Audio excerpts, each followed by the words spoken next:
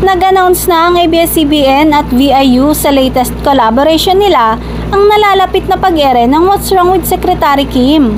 Sina Kim Chiu at Paolo Avellino nga ang mga bida sa seryeng yon. Syempre, hit Korean series yon na gagawin nga ni Kim at Paolo, kaya siguradong papatok ang proyektong yon. Ngayon pa nga lang ay inaabangan na kung kailan yun magsisimula.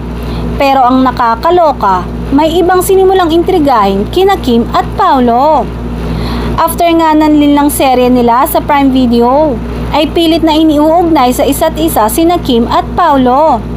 May iba na pinalalabas na kaya nakipaghiwalay raw si Paolo kay Janine ay dahil kay Kim. Ang iba naman ay sinasabing kaya nakipaghiwalay si Kim kay Sian ay dahil kay Paolo.